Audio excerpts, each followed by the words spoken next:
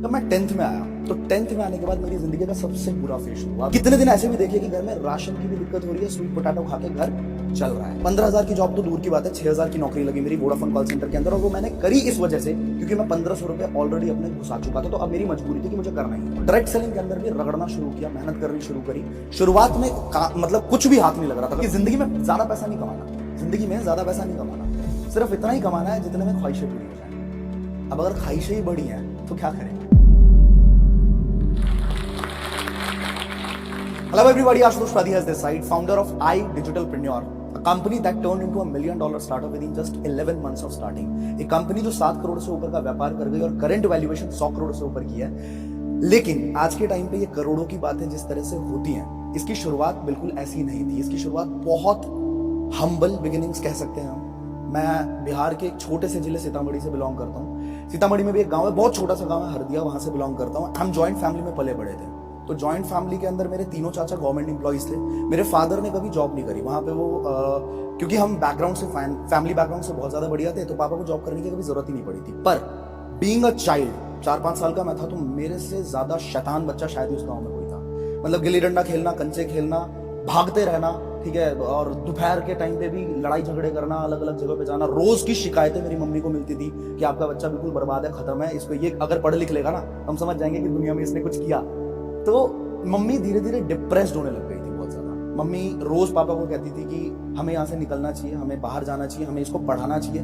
But पापा बिल्कुल भी नहीं मानते थे क्योंकि उनको कुछ काम नहीं करना पड़ता था वहां पे, और वो फैमिली बैकग्राउंड उनका बढ़िया था, तो बाहर जाने को बिल्कुल राजी ही नहीं होते थे। बट जब डॉक्टर्स ने ये बात बोल दी, मम्मी को देख के, मम्मी के बार बार इलाज होता था, दवाइयाँ चलती थी, तो मम्मी को देखते हुए डॉक्टर ने जब बोल दिया कि ये डिप्रेशन में है और इनको आपको बाहर निकालना पड़ेगा, तो फिर फाइनली पापा ने ये डिसीजन लिया और पापा दिल्ली शिफ्ट हुए। 2005 की बात है। पापा जब दिल्ली शिफ्ट हुए 4-5 महीने उन्होंने काम किया, उसके बाद वो हमको लेके आए वहां से। मैं आया, मेरी उम्र उस टाइम पे 6-7 साल की होगी, लेकिन शैतानी यहाँ भी जारी थी। यहाँ पे भी पहली बार जिंदगी में मैंने मोटर देखा तो मोटर खराब कर दिया, टूटी देखी टूटी खराब कर दी, नीचे वाले के घर में गए टीवी खराब कर दिया। मतलब एकदम ही शैतान बच्चा जिसको बोलते हैं। बट इन सबसे मेरे पापा को फर्क पड़ता था क्योंकि ये मुझे देखने को मिला धीरे धीरे कि पापा को अपनी जेब से भरपाई करनी पड़ती है, तो पैसों का थोड़ा सा महत्व मुझे वहां पे समझ आना शुरू हुआ।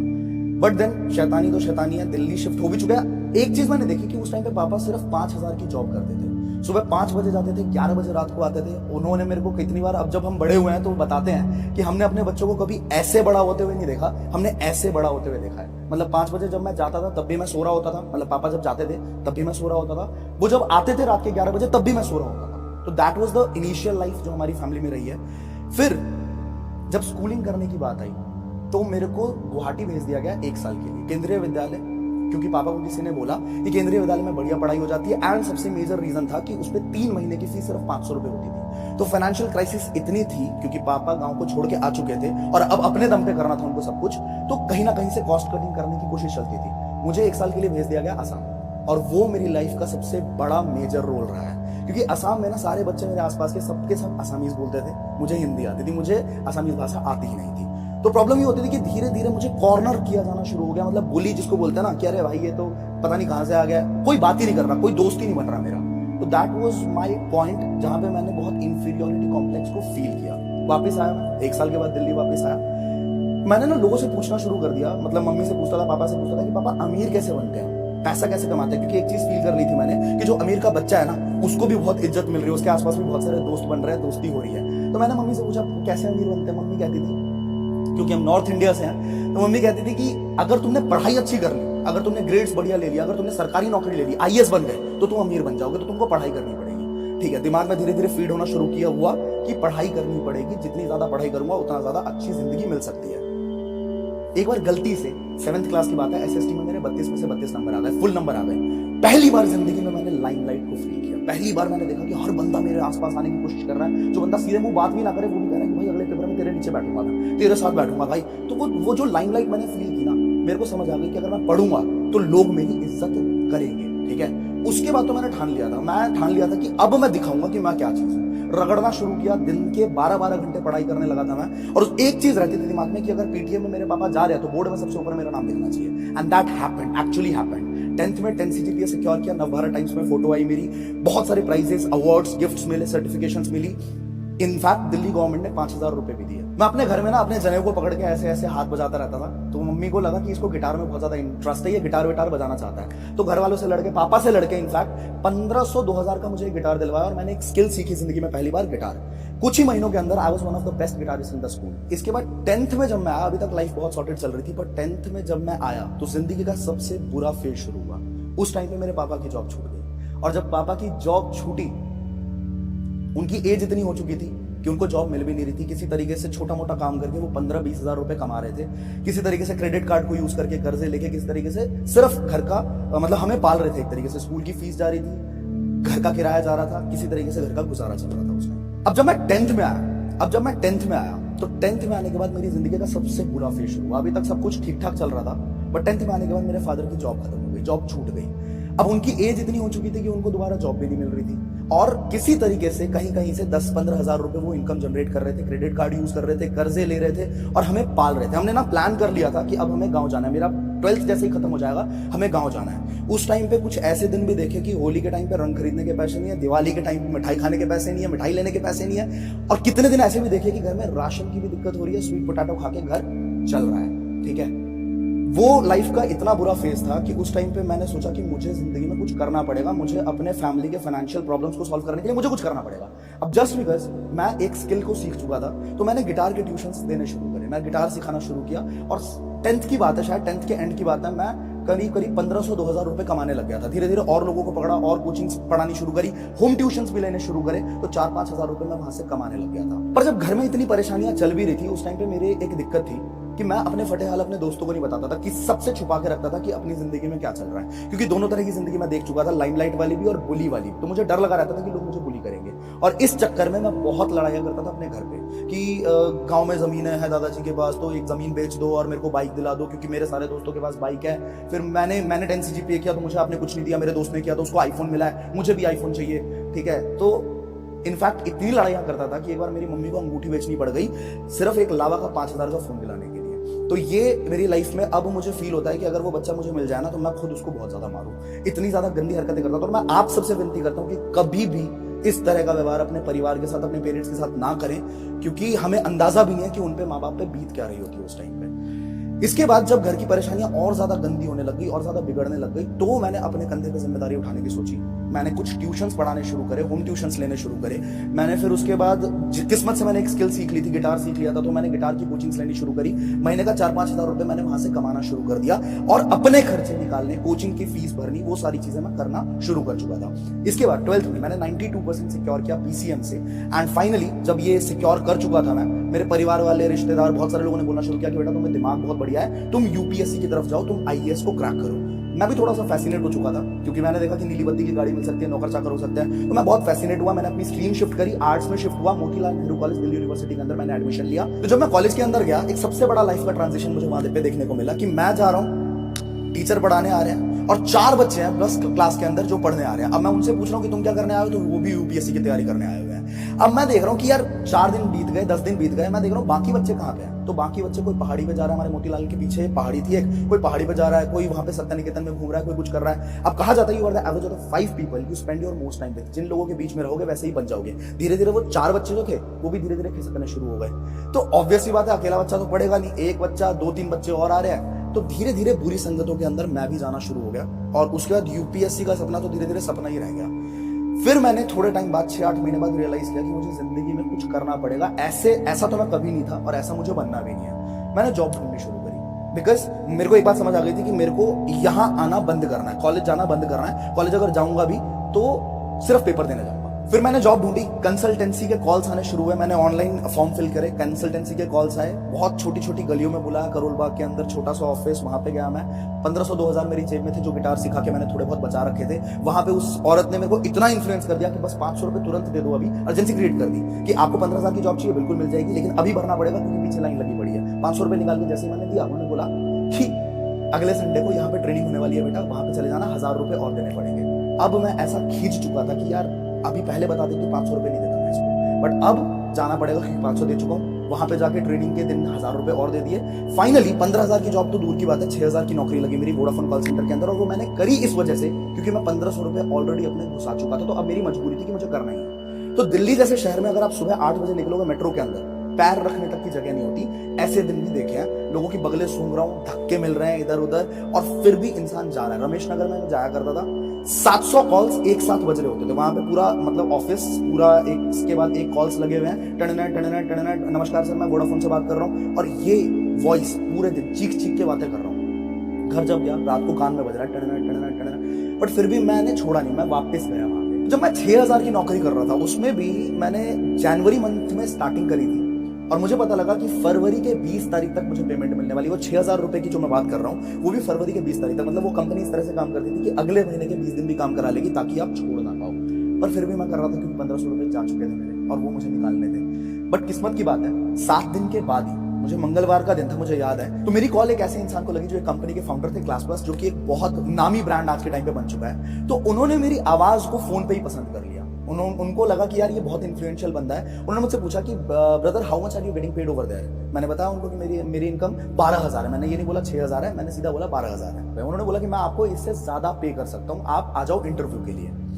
मैं अगले दिन इंटरव्यू के लिए पहुंचा, पतला दुबला सा लड़का, वो सामने बैठे हुए थे। उन्होंने बोला कि मुझे तो लगा कि आप कम से कम 25-26 साल के हो गए, आप तो बच्चे हो यार। मैंने सीधा बोला कि सर आपने कौन से पहले दिन पैसे देने मुझे, आप काम करा के देख लो, 1 महीने में काम करके अगर आपको लगता है कि मैं आपके लायक हूं तो आप मुझे पेमेंट दे देना। तो सिर्फ 7 दिन के अंदर 6000 रुपए से 14000 रुपए की इनकम पे मैं शिफ्ट कर चुका था। मेरी जॉब वहां पे स्टार्टअप के अंदर लग चुकी थी। मैंने एक चीज नोटिस करी, वो मेरी लाइफ का एक स्ट्रॉन्ग पॉइंट था कि वहां के जो लड़के थे जिन्होंने स्टार्टअप को रन करना शुरू किया था, उनकी एज सिर्फ 22 साल थी और वो करोड़ों रुपए कमा रहे थे, और मैं उस टाइम पे 19 साल का था और मेरी जॉब लगी थी सिर्फ 14000 रुपए में। मैंने एक चीज नोटिस करी कि यार इन लड़कों के पास ऐसा क्या दिमाग है, क्या ऐसा सिखाया गया इन्हें कि ये करोड़ों में धंधा कर रहे हैं, और मेरे पास तो कोई आइडिया ही नहीं। अगले 3 साल बाद भी मैं कैसे करोड़ों रुपए का, मतलब कोई आइडिया नहीं है कि मैं ऐसा कुछ करोड़ों रुपए का कर सकता हूं। मैं उनसे पूछना शुरू किया कि भैया क्या पढ़ते हो आप लोग, कुछ करते हो क्या, मैं कैसे कर सकता हूँ ये सारी चीजें। उन्होंने मुझे कुछ किताबें सजेस्ट करी, सेल्फ डेवलपमेंट की कुछ बुक्स सजेस्ट करी। मैंने पढ़ना शुरू किया। मैं जब भी आया जाया करता था मेट्रो के अंदर, बस के अंदर, तो मैं किताबें पढ़ना शुरू किया। संदीप माहेश्वरी जी, विवेक बिंद्रा जी, अच्छी अच्छी वीडियोस देखनी शुरू करी। उसके बाद ना धीरे धीरे मेरे अंदर बहुत सारा, कह सकते हो आप, ज्ञान डेवलप होना शुरू हुआ, बहुत सारा नॉलेज डेवलप होना शुरू हुआ। और जब इंसान के अंदर बहुत सारी नॉलेज आने लग जाती है तो अंदर से भर जाता है इंसान, और उसको निकालना होता है कहीं पे। तो मैं अपने प्रिंसिपल के पास गया कॉलेज में। मैंने बोला कि मुझे एक ऑर्गेनाइजेशन शुरू करनी है जहां पे मैं communication skills, public speaking, subconscious mind, law of attraction, goal setting, leadership, इन सारी चीजों को सिखाना चाहता हूं। क्योंकि मैंने उनको बोला कि सर मैं जानता हूं कि 1 करोड़ से ज्यादा ग्रेजुएट्स हर साल इंडिया में प्रोड्यूस होते हैं, बट किसी भी गवर्नमेंट सेक्टर या प्राइवेट सेक्टर के लिए प्रैक्टिकली पॉसिबल नहीं है कि 25 लाख से ज्यादा जॉब क्रिएट कर दे। तो इससे अंडर एम्प्लॉयमेंट भी बढ़ रहा है, अनएम्प्लॉयमेंट भी बढ़ रहा है। अगर हमें सच में लोगों को कामयाब करना है तो हमें उनके स्किल डेवलपमेंट पे फोकस करना पड़ेगा। हमारे प्रिंसिपल को ये बात बहुत पसंद आई, उन्होंने मुझे तुरंत परमिशन दे दी। मैंने एक ऑर्गेनाइजेशन बनाई जिसका नाम था इवोल्यूशन। पहली ऑर्गेनाइजेशन इतना सक्सेसफुल कर दिया उसको कि बहुत सारे कॉलेजेस से मुझे बुलाया जाने लगा। दिल्ली यूनिवर्सिटी के ऑलमोस्ट हर कॉलेज से मुझे इन्विटेशंस आई। मैंने बहुत सारे इवेंट्स किए, बहुत सारे इवेंट्स किए। हाँ, मैं उस टाइम पैसे नहीं कमा रहा था, बट मैंने इवेंट्स बहुत सारे किए और हजारों स्टूडेंट्स को उस टाइम पे ट्रेन किया, जबकि मैं सिर्फ 2nd ईयर में। फिर उसके बाद मैंने अपना यूट्यूब चैनल शुरू किया। व्यूज नहीं आ रहे थे, कुछ भी नहीं आ रहा था, मतलब ना व्यूज आ रहे, ना लाइक्स आ रहे, ना शेयर्स हो रहा, कुछ भी नहीं हो रहा। बट हाँ, अभी तक के एक्सपीरियंस से एक बात समझ आ गई थी कि कंसिस्टेंसी जरूरी है। लगातार डालता रहूंगा तो कुछ ना कुछ होगा। अब आता है असली गेम। लॉकडाउन आ गया 2020 में, और यहां से गेम पूरा बदल जाता है। लॉकडाउन में लोग घर पे बैठे हुए हैं, कंटेंट कंजम्पशन बढ़ गया, तो मेरे चैनल पे भी व्यूज आने शुरू हुए, लोगों ने पसंद करना शुरू किया, 10-15 हजार सब्सक्राइबर्स हो गए। अब इस टाइम पे लॉकडाउन के दौरान मैं लिखता हूँ एक ई बुक लिखी जिसमें मैंने अपने पूरे 3 साल के एक्सपीरियंस को, कि कैसे मैंने जीरो से स्क्रैच करते हुए 1 लाख रुपए की इनकम अचीव करी। तो मैंने एक ई बुक लिख डाली, 300 रुपए की ई बुक, 15,000 सब्सक्राइबर्स के दम पे मैंने लगभग 8 से 9 लाख रुपए कमाए सिर्फ ई बुक को सेल करते हुए। लोगों ने बहुत ज्यादा पसंद किया, धीरे धीरे मेरी पहचान बढ़ने लग गई, लोग पहचानने लग गए, लोग बहुत सारे फॉलो करने लग गए। तो एकदम जिंदगी को शिफ्ट करना बोलते हैं ना, 2020 में वो चीज मेरे साथ हुई। हमारे परिवार में एक ऐसा दिन आया था जब हम देख रहे थे कि मतलब पैसों की एक तरीके से समझ लो बारिश हो रही है।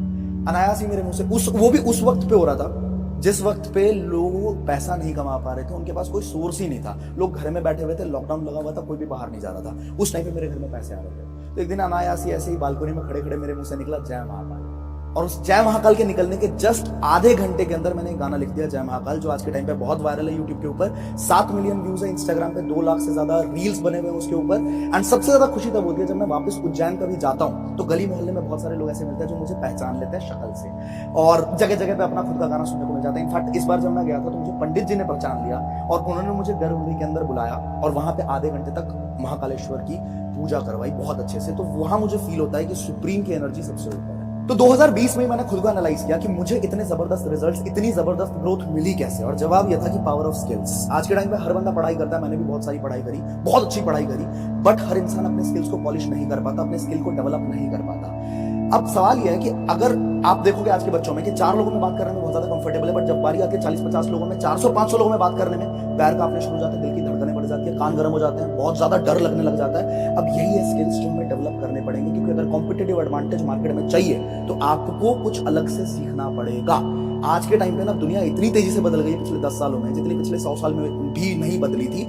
कमाने के बहुत सारे जरिए, पैसा कमाने के बहुत सारे सोर्सेस है। यूट्यूब से पैसा कमा सकता है इंसान, इंस्टाग्राम से पैसा कमा सकता है, ब्रांड कोलैबोरेशंस करके पैसा कमा सकता है, पर सिखाता ही कोई नहीं। और अगर किसी को सीखना भी हो, मान लो कोई स्किल सीखना है, तो वो इतना महंगा है मार्केट में कि वो एक मिडिल क्लास बच्चा अफोर्ड ही नहीं कर सकता। उसको पब्लिक स्पीकिंग सीखने 40-50 हजार कहीं नहीं है। अगर उसको डिजिटल मार्केटिंग सीखनी है तो उसमें भी उसको बहुत सारा पैसा देना पड़ेगा। अब इसी प्रॉब्लम के सोल्यूशन को फाइंड आउट करते हुए, इसके प्रॉब्लम को सॉल्व करने के मिशन से वी स्टार्टेड आई डिजिटल, जो कि एक बहुत सक्सेसफुल कंपनी हो चुकी है आज के टाइम पे। मान लो आप एक वीडियो एडिटर हो या फिर आप एक ग्राफिक डिजाइनर हो। अब अगर अभी की मैं बात करूं तो मैं अपने multiple sources of income generate कर चुका हूं। मैं अपना यूट्यूब चैनल मैनेज करता हूं, जहां पे हम बिजनेस और फाइनेंस से रिलेटेड कंटेंट पोस्ट करते हैं, एंड हमारे पास 5 लाख से ज्यादा बड़ा परिवार हमारे साथ जुड़ा हुआ है। इंस्टाग्राम पे बहुत सारे लोग हमारे साथ जुड़े हुए हैं। स्वर मंडल स्टूडियोज नाम से मैं एक लेबल रन करता हूं, जहां पे मेरा अभी पहला episode, music episode as a producer आने वाला है, तो स्वर फ्यूजन के नाम से, तो वो भी बहुत अच्छा हमारा काम चल रहा है। एंजल इन्वेस्टर हूं, माइजर नाम की कंपनी जो आर्यन त्रिपाठी की कंपनी, उसके अंदर मैंने इन्वेस्ट किया, यंगोवेटर में इन्वेस्ट किया है, मर्चेंडाइज में इन्वेस्ट किया है। तो बहुत अलग अलग पोर्टफोलियोज मैं यूज कर रहा हूं, बहुत अलग अलग पोर्टफोलियोज अभी तक मैं बिल्ड कर चुका हूं। अब मैं ना एक चीज में अब बिलीव करता हूं यार, कि जिंदगी में ज्यादा पैसा नहीं कमाना, जिंदगी में ज्यादा पैसा नहीं कमाना, सिर्फ इतना ही कमाना है जितने में ख्वाहिशें पूरी हो जाए। अब अगर ख्वाहिशें ही बड़ी हैं तो क्या करें। मैं अपनी कहानी से आपको 3 लर्निंग्स देना चाहता हूं, जो लर्निंग्स अगर आप इंप्लीमेंट करेंगे तो आप अपनी पूरी जिंदगी को सच में बदल लेंगे। पहली चीज है कंसिस्टेंसी। अगर आप कंसिस्टेंट रहे ना, ये कहावत आपने शायद सुनी होगी, करत करत अभ्यास थे जड़मती हो सुजान, रसरी आवत जाते थे सिलपड़ पड़त निशान। मतलब एक रस्सा जो होता है ना, जो कुएं के बाहर लगा होता है, वो बार बार नीचे जाता है, बाल्टी लेके बार बार ऊपर आता है, तो एक रस्से के रगड़ की वजह से उस पत्थर पे निशान पड़ जाता है। That is the power of being consistent. अगर आप कंसिस्टेंट हो, कुछ भी कर लो, ठीक है। अगर पढ़ाई करनी है, स्टूडेंट हो आप, अगर आपको कोई जॉब क्रैक करना है, एग्जामिनेशन खत्म करना है, मतलब कॉम्पिटिटिव एग्जामिनेशन को क्रैक करना है, बिजनेस में बहुत बढ़िया करना है, जस्ट बी कंसिस्टेंट, आप बहुत बड़ा गेम क्रिएट कर सकते हो। दूसरी चीज, जिंदगी में आपको ना मिलता उतना ही है जितना आप डिजर्व करते हो। अगर आप डिजर्व नहीं करते तो उससे ज्यादा आपको नहीं मिलने वाला। मैं बहुत सारे लोगों से मिलता हूँ, बहुत सारे लोग बोलते हैं सर ये बंदा ना बहुत मेहनती है, वो बंदा बहुत मेहनती है। भाई मैं आपको बताना चाहता हूँ, जिस दिन शीशे में खड़े होकर अपनी आंखों में आंखें डाल के आपने ये बात बोल दी ना कि मेरे से ज्यादा मेहनती मैंने शायद आज तक देखा ही, उस दिन आप अपनी जिंदगी को बदल दोगे। आपको मेहनती बनना पड़ेगा, क्योंकि मिलेगा उतना ही जितना आप डिजर्व करोगे। एंड जेन्युइनली मैं आपको बता रहा हूं, मैं इतना काम कर लेता हूं कि मैं गर्व से अपनी आंखों में आंखें डाल के ये बात बोल पाऊं कि भाई मैंने तुझसे ज्यादा मेहनती इंसान अभी तक नहीं देखा। तीसरी चीज जो आपको ध्यान रखनी है कि self investment is the best investment. देखो मैंने आपको पहले भी बोला था, you are the average of the 5 people you spend your most time with. एक अगर शराबी है, वो शराबी अगर पंडितों के बीच में बैठ जाए, 10 दिन तक बैठ जाए, तो 11वें दिन में वो हो सकता है वो कोई ना कोई श्लोक बोल देगा। और एक अगर पंडित है, वो अगर अपनी संगत को बदल ले और शराबियों के बीच में बैठने लग जाए, तो हो सकता है 11वें दिन, 12वें दिन, 15वें दिन में उसके मुंह से भी बोतल लग जाएगी। मतलब क्या है कि अगर आपको अपने आप को बदलना है तो अपने आप को जानबूझ के ऐसे लोगों के सर्कल में लेके जाना पड़ेगा, चाहे उस पर इन्वेस्ट करना पड़ जाए, चाहे कुछ भी करना पड़ जाए। ऐसे लोगों के सर्कल में लेके जाओ जहां पे आपकी वृद्धि हो, आपका ज्ञान डेवलप हो, आपको अच्छे लोग, या तो किताबें पढ़नी शुरू कर दो या तो उनके कंटेंट को कंज्यूम करना शुरू कर दो। जैसे आप जोश टॉक्स को देखते हैं, जोश टॉक का मिशन मुझे बहुत पसंद है कि वो लोगों से कनेक्ट करता है, गांव हर एक छोटे से छोटा बच्चा, कस्बा, वहां के लोग भी इससे कनेक्ट कर पाते हैं, क्योंकि इसकी स्टोरीज, मैं खुद इससे बहुत ज्यादा इंस्पायर हुआ। तो ऐसी वीडियोस देखें, ऐसे कंटेंट को कंज्यूम करें, ऐसी किताबें पढ़ें, ऐसे लोगों के कोर्सेज हैं तो कोर्सेज में पार्टिसिपेट करें, लोगों से मिलने जाएं, और जानबूझ के अपने आप को आपको बदलना पड़ेगा ऐसे लोगों के सर्कल में घुस के। याद रखना, self investment is the best investment. Share market, mutual fund, सबसे बड़ा इन्वेस्टमेंट, सबसे बड़ा रिटर्न आपको आपका दिमाग देने वाला है। तो ये थी मेरी कहानी, और अभी हमने पहला चैप्टर कंप्लीट किया, अभी पूरी जिंदगी बची हुई है, बहुत कुछ करने वाले हैं हम। तो इस पूरी कहानी से आपको सबसे वैल्यूएबल पॉइंट्स क्या मिले हैं, इन 3 लेसन्स जो मैंने एंड में दिए, इसमें से सबसे ज्यादा वैल्यूएबल लेसन कौन सा लगा था आपको, आप कमेंट सेक्शन के अंदर जरूर बताना। क्योंकि आप जोश टॉक्स देख रहे हैं तो जाहिर सी बात है कि आप अपनी जिंदगी में कुछ बड़ा करना चाहते हैं, और वो सारे स्किल्स सीखना चाहते हैं जिनसे आप अपने सपने पूरे कर सकें। और आपके इन्हीं सपनों को पूरा करने में मदद करता है जोश टॉक्स का इंग्लिश स्पीकिंग ऐप, जिसमें हम आपकी मदद करते हैं उन सारे स्किल्स को सीखने में जिनसे आप बाकियों से आगे बढ़ सकते हैं। चाहे इंग्लिश बोलने में कॉन्फिडेंस और फ्लुएंसी की कमी हो, या पर्सनालिटी डेवलप करने में परेशानी हो रही है, इस सब के लिए आपको वन स्टॉप सोल्यूशन हम देना चाहते हैं और इसका नाम है जोश टॉक्स इंग्लिश स्पीकिंग ऐप। तो इंतजार किस बात का है, आज ही डाउनलोड कीजिए जोश टॉक्स इंग्लिश स्पीकिंग ऐप और अपनी सक्सेस की तरफ एक नया कदम बढ़ाइए।